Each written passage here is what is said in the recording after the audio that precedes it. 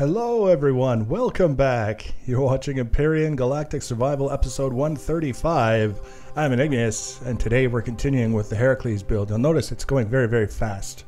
It's because it's a very big ship. This is kind of an experiment that I'm trying, and I'll leave it up to you guys. Leave your feedback in the comment section after you've watched it for a little while. If it's too fast, if it's not showing enough detail, we can slow it down a little bit. The whole idea here is to try and allow you to see as much as possible of the build process without taking more time than is really necessary. You'll be able to see the general idea of what's taking shape without necessarily having a solid visual on any specifics for any one time.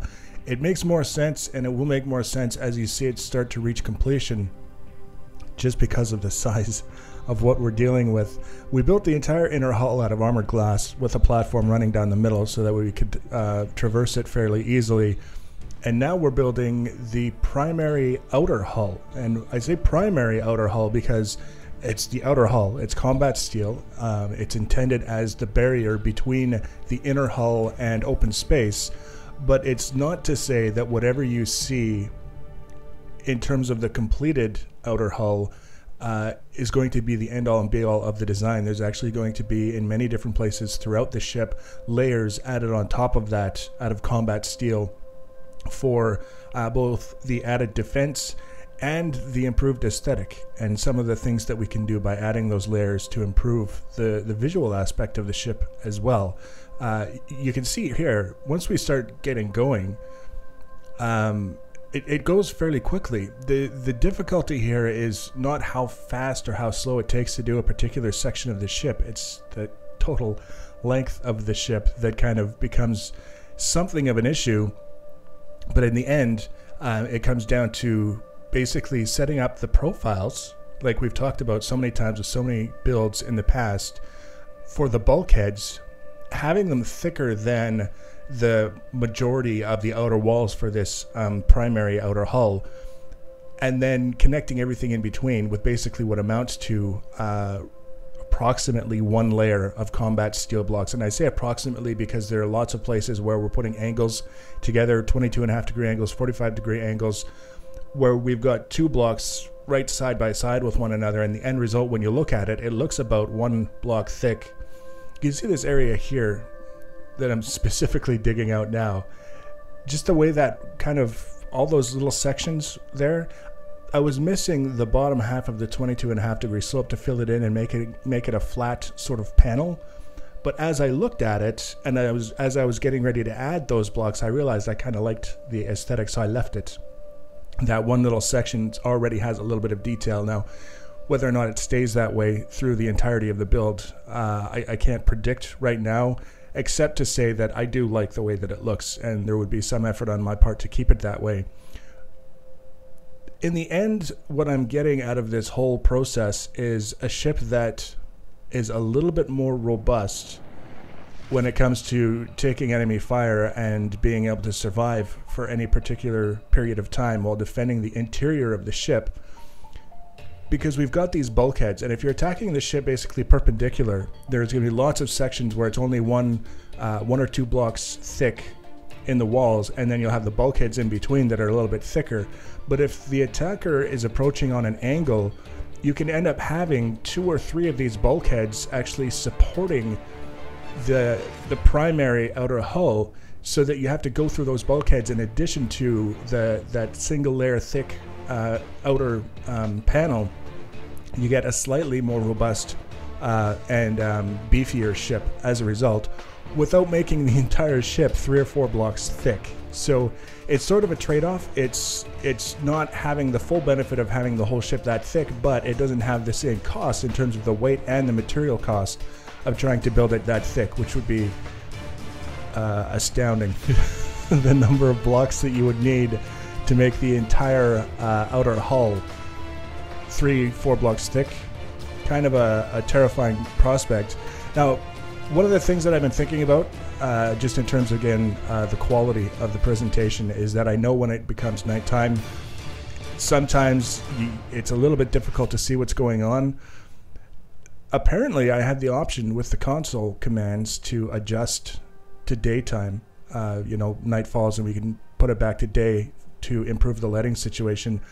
Let me know what you think. If you really prefer the idea of me trying to stay on top of the lighting by switching the time around,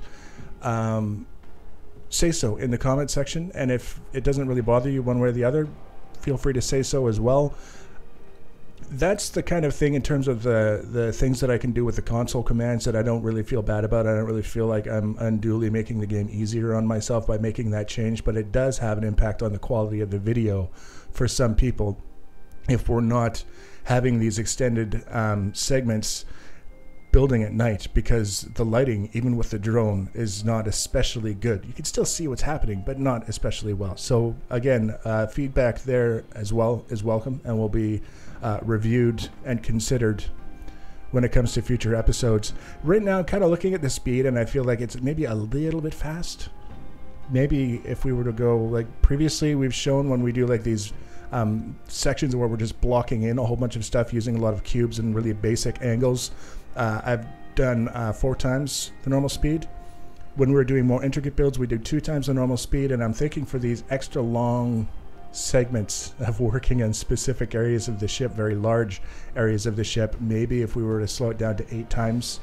But again, by all means, if you have thoughts on the matter, leave a comment and let me know, and we'll work it out. Like I said, this is kind of an experiment with this whole thing. This is about 4.5 hours of build footage that we've condensed down to around 20 minutes. The time just to remove all of the menu segments, which as you've probably noticed as we've gone through here, there's been a few of the little menus that escaped that managed to stay in the video, and at this point I'm not going to be going back and digging through to try and get the last few out of there. But there's a lot of time that goes into removing that many menus when we're talking about condensing 4.5 hours of footage down to 20 minutes. So we're just going to roll with it, and I'll do the best I can to produce the best content that I can, regardless of excuses about how much time it takes or doesn't take. We just got to do what we got to do, and we'll kind of go from there. But you can see now, it's not an especially complicated process. We're basically putting a bulkhead every 5th block as we go along, and for each part of the ship that is significantly different from the others, we have a different profile for the bulkhead so that it roughly fits around the interior hull, the armored glass hull. We're not looking at form fitting or anything like that, but relatively close.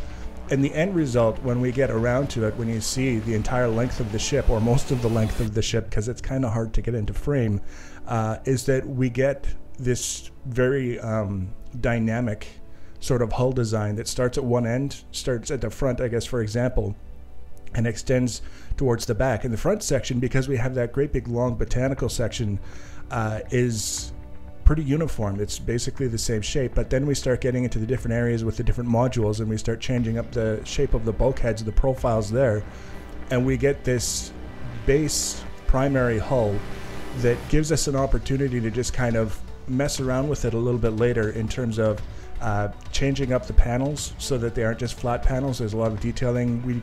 In the past with the Saturnus, for example, we extruded a bunch of sections and basically raised parts of the panels. Very, very simple thing to do, not difficult or complex at all, but it gives things a different look, and we're kind of accentuating those panels in a way that elevates them a little bit, and that's what we'll be doing throughout this, whether it's just simply doing extra layers on top or a combination of layers and various other details that we can incorporate.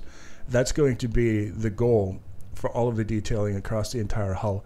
I've decided that we're going to spend a little bit more time on this side of the ship, the right side or the starboard side, doing some of that detailing and some of those layers just to kind of illustrate what we're doing and kind of get a general theme in my mind for how things are going to progress, so that when we go to the other side and we start adding the primary outer hull there, in addition to all of the hangars, the SV hangar, the repair bay, and the hover vessel hangar, everything will hopefully, while at the same time being highly asymmetrical, will also have kind of that unified theme that I talk about on a semi-regular basis. We kind of want it to look like the entire ship was part of a deliberate plan, even though looking for specific areas to duplicate themselves across to the other side of the ship isn't necessarily going to yield any result, because the idea is that they'll be mostly different from one side to the other. I'm pretty happy with the way it's going so far. It's taking quite a lot of combat steel just to get this far. It's going to take quite a lot more. In between build sessions, I still have to get set up with the infrastructure to support the hungry Heracles build, just because we've got a brand new planet that we haven't really tapped the resources of yet. And even just setting up auto miners on those would go a long way to making sure that we can stay on top of the resource cost for a ship like this. Worst case scenario, we also have the option to go off planet and set up auto miners on other planets, so that we have a wide network of resources available to us. And, you know, from time to time, just take a break from the building and go gather it up. But for the time being, we're using the stuff that we imported from our previous world, so to speak, to get things started, get the ball rolling. And again, it's one of those things where I get an idea in my head for a build and I get really enthusiastic about it, and that's kind of what I want to be focused on for the time being. But we will be focusing on making sure that whatever I'm doing with this build is sustainable, in the sense that if you've already got an established world with your auto miners set up and the ships that you can use to go around and visit those auto miners to gather resources and refuel them and all those other things, that this would be an approachable build. It wouldn't be fast. It's still, you know, you would never think that it was cheap, but you wouldn't feel like it was insurmountable in terms of how many materials you needed in order to continue with the build on an ongoing basis. That's kind of the idea with these sorts of builds, is I don't want to present to people a build that you can only do with cheat codes or by spawning it in creative mode or something like that. I actually want it to be approachable and viable if you're playing in a proper survival game. So we're going to be making sure that we've got our ducks in a row with regards to all of that stuff, so that we don't leave people feeling like they've just watched something that they could never possibly duplicate, even with their own designs and their own ideas, just on the scale that we're looking at here. Because that to me is a little bit unfair and kind of disappointing when you realize that you've just been shown something that's logistically improbable in terms of whether or not a person could expect to pull it off. Now, at this point, we're basically, I don't want to say done with the design work, but we're getting to the point where we've narrowed down the number of sections on the ship that we still have to work on, the number of profiles that we still have to tweak and adjust. And we're getting close to the botanical section, and at that point it's basically, like I say, that same shape extended from the beginning of the botanical section all the way to the end, to the front of the ship. And then the front of the ship is going to have a cockpit that will be sort of like the gunner's cockpit like we have in the Saturnus. And again, the goal is to try and set ourselves up so that we've got the best possible alignment between the crosshairs and the fixed barrel weapons that we'll have mounted to the front of the ship. I'm not certain how well this ship is going to maneuver, even if we load it up with RCS units to the point where either the ship is having to make extra power just for the RCS units, or we hit diminishing returns and they're just practically useless beyond a point. One way or the other. I'm not sure that the ship is going to be maneuverable enough that we can realistically expect to use fixed barrel weapons for anything other than starbase assaults, space station assaults, and possibly mining with drill turrets off the front of the ship. Any kind of moving target might be sort of unrealistic with a ship of this size, but I don't know that for sure. We're just going to have to kind of sort it out and figure out as we go exactly what the options are. There's a lot of different pieces that are sort of coming into play here, and things that I haven't experienced before, which is what's making it even more interesting, this whole process, is because the sheer size of the ship is putting me in a position where I've got an idea where I want to go in terms of the design, but in terms of the performance, I had no idea what to expect. I've allotted for 8 of the extra large capital vessel thrusters, the really, really big ones, on every side of the ship for propulsion and maneuvering and all those other things, I don't even know if that's going to be enough. I kind of think, again, because of the size of the ship and the amount of combat steel that's going to be on it, that we may need more in certain areas. Fortunately, just the way the design is coming together in my head, it won't necessarily be difficult to create space for more thrusters if we wanted that. The Saturnus had 4 generators. We've got 8 on this one, and we've got plenty of room to add more if it turns out to be something that's necessary in order to keep all of our thrusters firing when they need to. It just comes down to really how much fuel you're willing to burn through in order to accomplish the most basic of tasks. And one of the key details here is, again, this ship is not built with the idea that you're going to be using it in atmosphere as a regular part of its function. Obviously, it will be able to enter the atmosphere. It should have enough fuel tanks that you'll be able to move around inside the atmosphere without having to worry about running out of fuel or having to get out of the cockpit to refuel, or, you know, what are the different options that you could run across in terms of not having enough fuel, I guess, would be this scope of what we're trying to identify. But in space, it should be fairly effective at getting around and taking care of business and defending itself, allowing you to take on space stations. Drones shouldn't be too much of a problem for it to defend itself. And then if you do want to get down to the surface of a planet to deploy hover vessels, for example, you'll have the opportunity to do that, but you just won't want to spend a lot of time flying around with the vessel itself. You want to basically get into the atmosphere, touch down, power down the thrusters, and then take over with the hover vessel. We are now basically at the very front of the ship.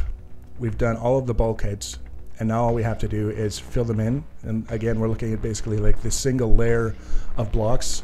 We set it up on one side, and then we go around to the other side, and we just kind of finish it off so that it looks, you know, smooth and refined on both sides. Doesn't take long. It's not especially difficult, but it's the size of the ship that's kind of making all the difference right now. I'll let you finish watching the rest of this. We're going to try and get a bit of a shot of the finished outer primary hull for you, if we can fit the whole thing. And then the next episode, I'm going to be looking at your feedback for this one regarding the speed and the layout and all these other things, what's working for you and what's not, and hopefully make some adjustments to make these videos of building extremely large ships even better for you guys. So if you want to be notified about the next episode and future episodes in the series, as always, you can subscribe to my channel. You can follow me on social media. Links for social media are always in the information section below the video. Feel free to leave your comments and feedback. Thanks for watching, guys, and take care.